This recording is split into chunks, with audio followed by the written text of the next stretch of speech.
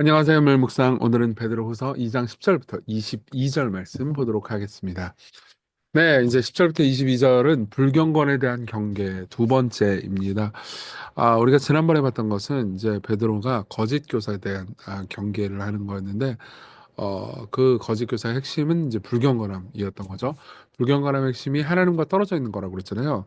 근데 이제 그 다음에 계속해서 거짓 교사에 대해서 이야기를 하는데, 여기서 말하는 거짓 교사는 꼭 이단의 괴수, 무슨 뭐 신천지, 뭐 JMS, 정명석 그 사람 뭐 이런 거라기보단 어떤 의미에서는 우리 모두 안에 있는 죄의 씨앗을 폭로한 것과 비슷합니다. 내용 볼게요. 특별히 육체를 따라 더러운 정욕 가운데 생하며 주관하는 일을 멸시하는 자들에게는 형별할 줄 아시느니라. 주관하는 일은 뭐죠? 예. 그러니까 이제 공동체 리더들을 가리키는 거겠죠. 이들은 당돌하고 자긍하며 떨지 않고 영광 있는 자들을 비방한다고 합니다. 영광 있는 자들을 비방한다는 게 뭘 의미할까요? 실제로 여기서 말하는 영광 있는 자들이 정확히 누구를 의미하는 건가? 라는 거에 대해서 정말 많은 사람들이 음, 이제 해석을 되게 다양하게 했습니다. 그래서 제가 주석을 살펴보니까 크게 두 가지로 나뉘더라고요. 하나는 이제 교회 지도자들이라고 해석하는 쪽이 있고, 또 하나는 이제 천사들 혹은 마귀들, 마귀와 그의 사자들 이렇게 해석하는 것도 있더라고요. 근데 이제 뭐 사실 후자는 조금 그러니까 이게 문맥상 그렇게 좀 정확한 해석은 아닌 것 같고요. 아마 이제 교회 지도자들을 비방하는 것을 가리키는 것 같습니다. 그러니까 교회 지도자들을 비방하면 안 된다. 이정규 목사 비방하지 마. 이 얘기를 하고 싶은 게 아닙니다. 잘못한 게 있으면 비판받을 수도 있겠죠. 그리고 그 비판이 그 사람을 보호하는 측면도 있을 겁니다. 하지만 그러니까 지금 여기서 말하는 비판하는 것은 그러니까 이런 거예요. 그러니까 자기 위에 누가 있는 걸 못 견뎌. 예. 누군가 위에서 그냥 자기한테 사람한테 좋은 권면을 하더라도 나한테 아무도 명령할 수 없어. 예, 이렇게 생각을 하는 거죠. 그러면서 11절에 뭐라고 그러냐면 더 큰 힘과 능력을 가진 천사들도 주 앞에서 그들을 거슬러 비방하는 고발을 하지 아니하느니라. 예, 이렇게 표현했어요. 실제로 우리가 이제 다음 주에 보겠지만은 유다서에 보면요 천사장 미가엘이 모세의 시체에 관하여 마귀와 다투 변론할 때 감히 비방하는 판결을 내리지 못하고 다시 한번 말하되 주께서 너를 꾸짖으시기를 원하노라라고 마귀한테 말한 장면이 있어요. 그러니까 이런 장면들을 보면 좀 나중에 유다서 할 때 좀 자세히 얘기해 드릴게요. 이런 장면을 보면은 그러니까 천사들마저도 그 영광 있는 천사들마저도 누군가에 대한 최종 심판자가 되기를 거부했다는 거죠. 그렇죠? 사실 우리가 권위 있는 자들, 그리고 교회 지도자들 누군가를 막 비판할 때는 그러니까 비판할 수 있어요. 다시 한번 말하지만, 예, 비판이 잘못됐다는 건 아닙니다. 근데 그 사람의 마음을 마치 자기가 다 안다는 듯이 이런 생각으로 이렇게 했을 거야. 그러면서 마치 자신이 하나님인 듯 최종 판단자인 듯 막 말을 하는 것.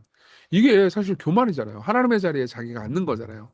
그러니까 그게 그 거짓 교사들의 특징이다. 그러면서 그러나 이 사람들은 천사들도 이렇게 겸손한데 이놈들은 본래 잡혀죽기 위한 이성 없는 짐승 같아서 여기 짐승이라는 표현을 썼다는 것을 주목하십시오. 좀 이따도 짐승이 나와요. 근데 이 공통점 뭐냐면은 그러니까 본능에 따라서 행동한다는 거죠. 그러니까 원래 자기가 가지고 있는 본능의 습관을 따라 행동하는 건데 그 알지 못하는 것을 비방하고 그들의 멸망 가운데서 멸망을 당하며 불의의 값으로 불의를 당하며 낮에 즐기고 노는 것을 기쁘게 여기는 자들이니 점과 흠이라. 낮에 즐기고 노는 것을 기쁘게 여기는 자들이란 말은 무슨 말이냐면은 그러니까 낮에 놀면 안 된다. 놀면 무조건 밤에 놀아라 이런 의미가 아니고 그러니까 그래서 원문에 따르면은 그러니까 그러니까 이게 죄를 지어도 밤에 지으면은 사람들이 안 볼 때 지으려고 한다는 말이에요. 근데 당당하게 낮에 지으면서도 뭐가 어때? 이런 식으로 말하는 놈들이라는 거죠. 그러니까 이 사람들은 위가 없는 거예요. 하나님도 위가 아니야. 예. 너희와 함께 연애할 때 그들의 속임수로 즐기고 놀며 음심이 가득한 눈을 가지고 범죄하기를 그치지 아니하고 굳세지 못한 영혼들을 유혹하며 탐욕에 연단된 마음을 가진 자들이니 저주의 자식이랴. 뭐라 그래요? 탐욕에 연단된 마음을 가졌다고 그래요. 그 의미하는 말은 뭐죠? 탐욕으로 삶의 습관이 형성됐다는 거예요. 그래서 이놈들은 어떤 짓을 하느냐? 굳세지 못한 영혼들을 유혹해요. 그러니까 이렇게 되는 거죠. 아이 하나님 은혜 주셨잖아. 그러니까 요즘 죄 지어도 괜찮아. 그렇게 중요. 우리 하나님은 은혜 하나님, 사랑의 하나님이야. 그러니까 아이 그깟 죄 괜찮아, 괜찮아. 이렇게 얘기하는 거죠. 잘 보세요. 그것은 하나님의 은혜를 값싸게 하고 욕되게 하는 겁니다. 그러니까 제가 하나님의 은혜와 그분의 일하심, 그리스도께서 우리를 위해서 행하신 일들에 대해서 많이 말하는 것은 사실이지만 사실 그렇기 때문에 우리가 막 죄를 지어도 된다. 이거는 정말 큰 위험이에요. 그건 십자가에서 그분이 행하신 일을 정말 모욕하는 겁니다. 예. 그분이 우리를 위해서 이렇게 사랑해 주셨으니까 우리가 죄와 더불어서 싸워야 합니다. 이래야 되는 거죠. 이게 자연스러운 결론이잖아요. 예. 당신의 죄가 그분을 십자가에 못 박았습니다. 얼마나 죄가 혐오스럽습니까? 이렇게 가야 되는 거죠. 이게 사실은 복음으로 말미암아서 죄를 죽이는 원칙이거든요. 그러면서 이렇게 얘기합니다. 그들이 이제 구약의 예를 하나 들어줘요. 바른 길을 떠나 미혹되어 보올의 아들 발람의 길을 따르는도다. 그는 그 발람은 불의의 삭스를 사랑하다가 자기의 불법으로 말미암아 책망을 받되 말하지 못하는 나귀가 사람의 소리로 말하여 이 선지자의 미친 행동을 저지하니라. 그러면서 구약의 예를 얘기해 줍니다. 민수기에 보면 발람이라는 놈이 나와요. 근데 이 발람의 특징은 선지자였다는 거예요. 무슨 말이냐면 알 걸 다 알았다는 거죠. 뭘 잘못하는 거고 뭘 옳은 건지 율법의 내용을 모르는 게 아니었던 거예요. 그리고 하나님의 백성을 저주하라는 발락의 그 요청을 듣고 바로 거절하는 게 아니고 기도 좀 해볼게요. 이렇게 얘기해요. 여기서 기도한다는 말은 순종이 아니죠. 좋은 의미가 아니에요. 짱구 좀 굴려볼게요. 이런 의미입니다. 예. 그러니까 미친놈인 거죠. 그래서 이 이스라엘을 저지하러 가는데 갑자기 당나귀가 자기 나귀 타고 가는데 나귀가 갑자기 멈춰요. 그러면서 이 자식이 왜 멈추라 해가지고 막 나귀를 때리는데 나귀가 말을 해요. 그러면서 저 앞에 여호와의 사자 안 보이냐? 여호와의 사자가 너 죽이려고 그런다. 예. 이렇게 이야기를 합니다. 예. 그러니까 이 예화를 이 베드로 같은 이유가 뭘까요? 짐승보다도 못한다는 거죠. 예. 그러니까 인간보다도 못하고 짐승보다도 못할 수 있는 존재입니다. 예. 존 오웬이 한 말이에요. 그러면서 이 사람들 어떤 사람들이냐?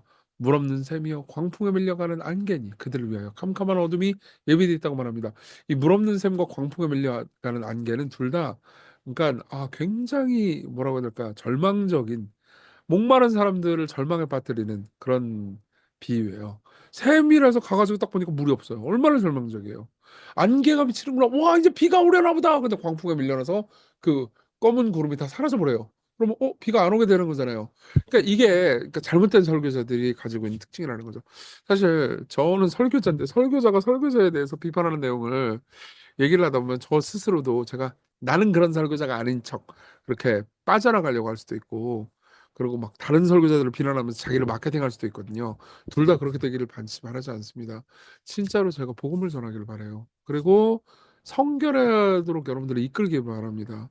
근데 예수님께서 십자가에 우리를 위해서 못 박아 죽으셨으니까는 너네들 죄 지어도 된다. 이 물론 누가 노골적으로 이런 얘기를 하겠어요. 오히려 그러니까 죄에 대해서 함부로 얘기하고 가볍게 얘기하겠죠. 예, 절대 그렇게 해서는 안 됩니다. 그러면서 그들이 허탄한 자랑의 말을 통하며 그들의 주된 설교의 메시지는 뭐예요? 자기를 높이는 거, 자기를 자랑하는 거겠죠. 그릇되게 행하는 사람들에게서 겨우 피한 자들을 음란으로서 육체의 정욕 중에서 유혹합니다.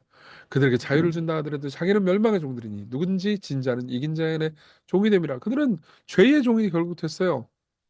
만일 그들이 우리 주 되신 구주 예수 그리스도를 알므로 세상의 더러움을 피한 후에 다시 그 중에서 얽매이고 치면 그 나중 형편이 처음보다 더 심해지니 의의 도를 나누어 받은 거룩한 명령을 저버리는 것보다 알지 못하는 것이 그들에게 도리어 그들에게 나으니라. 무슨 말이냐면 복음을 지가 알았다고 생각하기 때문에 더 안락해졌다는 거죠. 그러니까 자기는 더 이상 복음이 필요 없고 죄에 대한 지적이 필요 없다고 생각하는 거죠. 예. 회개도 필요 없다고 생각하는 거죠. 이런 사람들의 가장 큰 특징이 뭔지 아세요? 회개를 안 한다는 거예요. 예. 말씀을 남들에게만 적용하지 자기한테 적용을 안 해요. 예. 그러면서 뭐라고 말합니까? 또 짐승 얘기가 나오죠. 참된 속담에 이르기를 개가 그 토하였던 것에 돌아가고 왜냐? 그게 본능이니까. 돼지가 씻었다가 더러운 구덩이에 도로 누웠다. 이것도 본능이니까 하는 말이 그들에게 임하였다. 이렇게 얘기합니다. 자, 이 전체적인 내용을 한번 요약해 봅시다. 적용을 할게요. 첫째, 우리는 습관적 존재라는 거죠. 음. 본문은 죄의 미끄러운 경사길을 묘사합니다. 그러니까 복음으로 얻은 구원을 가볍게 여기고 죄를 함부로 대하면서 복음으로 거듭났다고 뻥은 치지만 실제로는 옛 습관에 따라서 살아가는데 그 옛 습관에 대해서 정당화하는 기제를 복음으로부터 발견하는 거예요. 야, 이건 진짜 이게 나쁜 짓인 거죠. 하나님의 크심과 위엄을 무시하면서 어떻게 하냐면은 그분이 날 용서해 주시니까 죄를 짓는 건 내 역할이고 용서하는 건 그분의 역할. 여러분, 죄에 대해서 하나님의 은혜 때문에 기뻐했다가 여러분들이 죄에 대해서 가볍게 여기고 함부로 대하고 있는 삶을 요즘 살고 있다면요. 진실로 회개하셔야 됩니다. 이건 굉장히 큰 문제예요. 제가 이 저기 뭐냐 미누엘 고메즈라는 이 저기 이 베드로 후서 주석을 쓴 좋은 주석가의 글을 읽는데 이렇게 얘기해 주더라고요. 죄는 우리가 의도한 것보다 더 멀리 가게 만들고 예상보다 더 오래 하나님을 떠나게 하며 지불하자고 했던 것보다 훨씬 더 큰 대가를 치르게 한다고요. 그걸 잘 모르고 죄의 유혹을 잠깐 빠지잖아요. 그러면 아이 뭐 다시 돌아올 수 있을 거야라고 하지만 우리는 그 굴레로 빠지게 됩니다. 예. 복음을 들은 후에는 오히려 더 위험하게 되죠. 그럼 어떻게 해야 될까요? 답은 뭘까요? 예. 복음의 사이클로 들어가야 되는 겁니다. 예. 그러니까 그러면 복음을 멀리 해야 되는 게 아니고 복음을 진짜 더 깊이 알아야 돼요. 복음은 우리가 생각했던 것보다 훨씬 더 큰 죄인임을 가르쳐 줘요. 그리고 우리가 감히 바라거나 상상했던 것보다 훨씬 더 큰 사랑을 받고 있음을 말해줍니다. 그러니까 어떻게 돼요? 복음을 잘 듣는 사람들은 계속 회개합니다. 예. 회개하면 어떻게 돼요? 하나님이 안아주세요. 예, 그렇지만 또 죄를 짓죠. 그렇지만 또 회개합니다. 회개하면 항상 성장해요. 예, 회개하면은 항상 지속적으로 이 죄를 미워하게 됩니다. 그러면서 점점 크게 성장해 가는 거죠. 그럼 죄를 죽이는 방법은 뭘까요? 존 오웬의 말을 인용해 드리겠습니다. 계속해서 회개할 때 이렇게 말하는 거예요. 단순히 내가 이 죄 지었으니까 용서해 주세요. 죄 졌으니까 용서해 주세요. 이런 기계적 회개 말고요. 정말 그분의 십자가를 생각하면서 그분이 준 사랑을 내가 배신한 것을 깊이 참회하는 거예요. 예, 존 오웬은 이렇게 얘기해 줍니다. 내가 무슨 짓을 한 것인가? 어떤 사랑, 어떤 긍휼, 어떤 보혈과 어떤 은혜를 멸시하고 짓밟은 것인지. 근데 그런 식으로 하나님의 사랑과 예수님의 보혈, 성령의 은혜에 대해서 갚았단 말인가? 그렇게 하나님의 사랑에 보답했단 말인가? 그리스도께서 죽음을 통해 정결케 하신 내 마음을 또다시 더럽혔나? 귀하신 주 예수님께 무엇이라고 할 것인가? 그분과 교제하기를 그리도 하찮게 여긴 것인가? 내가 다시 개처럼 돼지처럼 토한 곳에 더러운 곳에 다시 누웠구나. 예. 이런 회개가 여러분들에게 있으면요, 여러분들은 점점 성장하게 되고 점점 복음을 의지했는데 더 거룩하게 될 겁니다. 우리 같이 기도해요. 하나님과 늘 연결된 삶을 살게 해주세요. 혹여나 복음을 핑계로 죄를 합리화했던 나를 용서해 주십시오. 옛사람의 사이클이 아닌 복음을 따라서 회개하는 사이클을 사는 오늘이 되게 해달라고 같이 기도하겠습니다.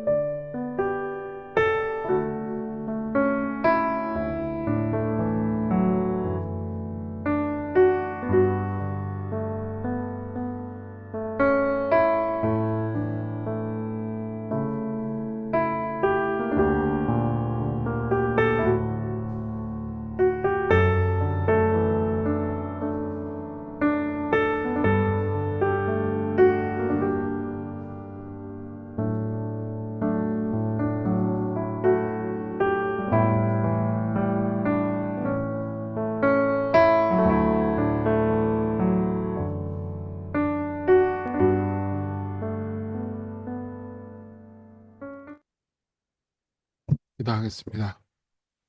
은혜로우신 주님, 우리의 삶의 사이클이 회개로 인한 성장이 되게 하소서. 옛 자, 옛 습관으로 돌아가지 않게 하소서. 예수님 이름으로 기도했습니다. 아멘. 하나님의 은혜 안에서 오늘 기쁜 하루 되세요.